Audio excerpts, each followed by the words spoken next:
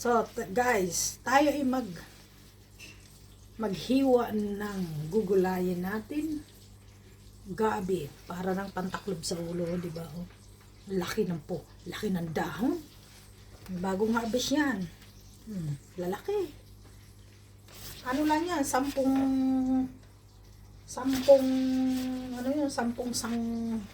sangkay? Tangkay. 10 tangkay, pero ang tataba. Gugulayan at ang haba pati, lalaki. May laman yan, pero hindi ko kinuha.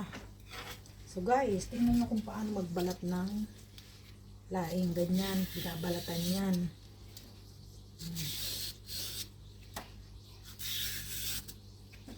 Masarap ito. Ito ilutong Bicol. Kanina ko lang narbis. Kasi malamig na. Nagsisiyiluhan na yung dahon. Kailangan maluto na. Marami ito pag naluto. Baka 3 ulam ko ito. 3 araw ko ito ulam. May halo akong tinapa. Nakabila ako ng tinapa. Kaya, nako.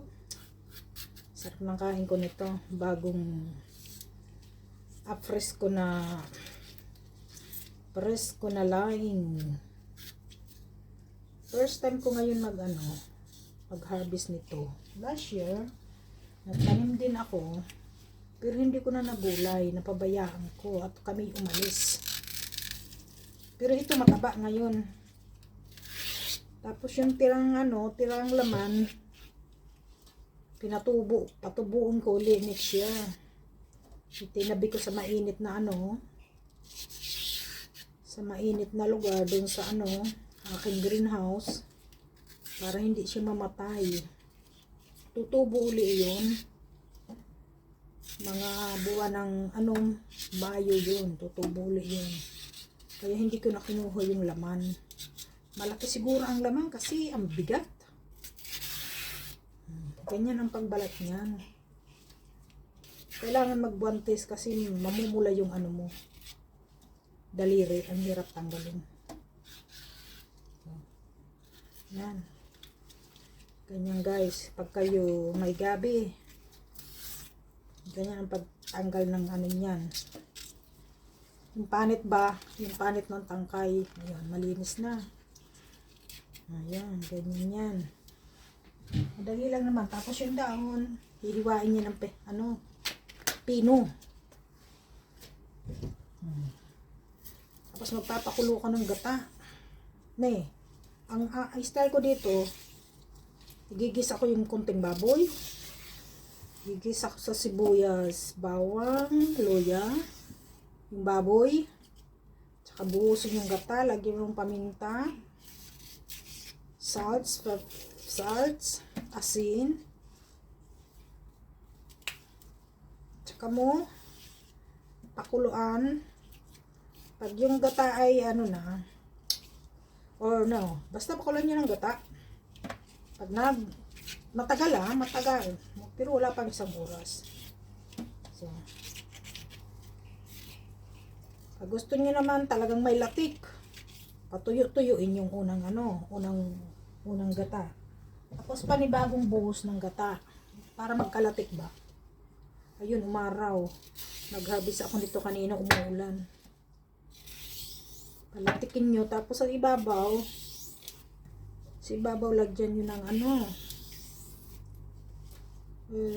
sibuyas pa na dry. May nabibili dito sibuyas. Sarap. At tamang-tama, may sibuyas ako dyan.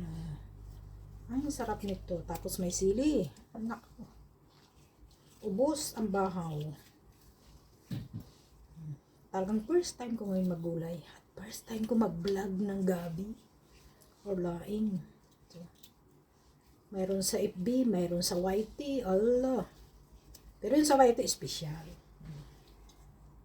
Kasi sa YT, yun, medyo mahirap. So, diba, madali lang balatan. Matunog